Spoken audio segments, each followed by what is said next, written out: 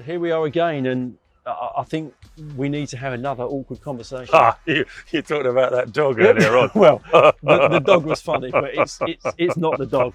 This is about who values your practice. Should you get a generalist to value your dental practice? Should you get a specialist? And are there some things that happen in terms of some subtle differences that could really affect the value of your business? I think you've got to have a specialist valuer, you know, because if you don't understand what's going on, then how can you value it properly? You know, you wouldn't have the bloke who values newsagents come to do your house, would you? No. You'd have a person who values houses.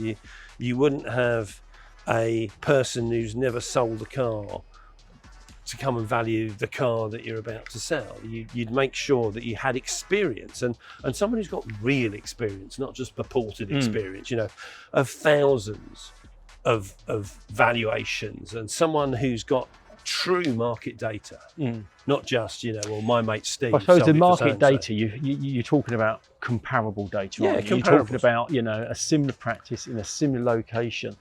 But also it's the age of that data as well, isn't it? Yeah. So there's no point in somebody using or relying on data that might be 18 months, 2 years out of date. Definitely. Because as we know, the market changes. It changes in real time. So over a 6-month period, the data you could be working to could be out of date and not representative of current market values. So true. And you think, you know, when we talk to bank valuers to have a chat to help those guys, some of their comparable data's not actually that comparable.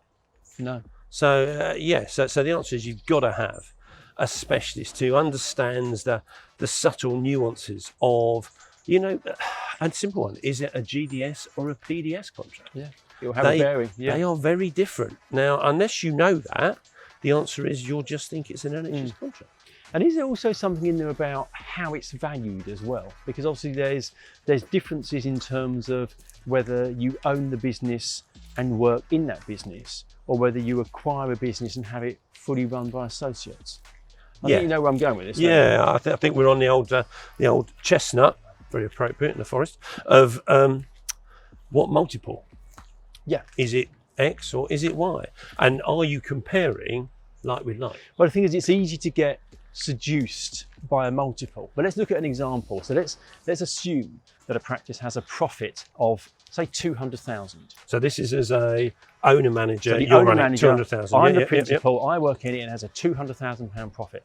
And what I'm going to do is I'm going to get a 5 times multiple on my £200,000 profit. So £1 million. My practice is worth £1 million. Yeah, lovely. And I'm very happy with that. Yep. But a friend of mine was talking about an 8 times multiple. So an 8 times multiple on £200,000 is 1.6 million. But we're not. I want that one. But we're not comparing like with like, because the 8 times multiple would be typically on an associate-run practice. So what that means is we no longer have a £200,000 profit. Because it's less. We have a £100,000 profit.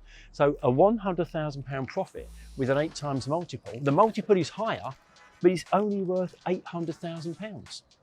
So you want the million.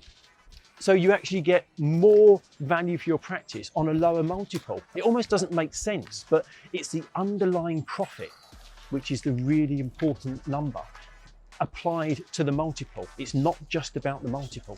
And that's where I think people do, I think you're right, get a bit confused, because they look at the headline number without actually understanding how that number is applied. Yeah. And what you use to get to that number. So as you said in that argument, 8 times 100,000 is not as good as 5 times 200,000. Exactly. But it's much more flattering if you sold at 8 times. Yes. But not quite as much money in your pocket. That's right, yeah. That's very interesting, isn't it? Very interesting. It's a classic one of you need to look deeper. Yeah, yeah. Well, as we say, it's, you know, when you come to the end and you sell your practice, you want to get the most possible. Like this big oak tree would have started out as a small acorn. It would. Very nice. See what you did there.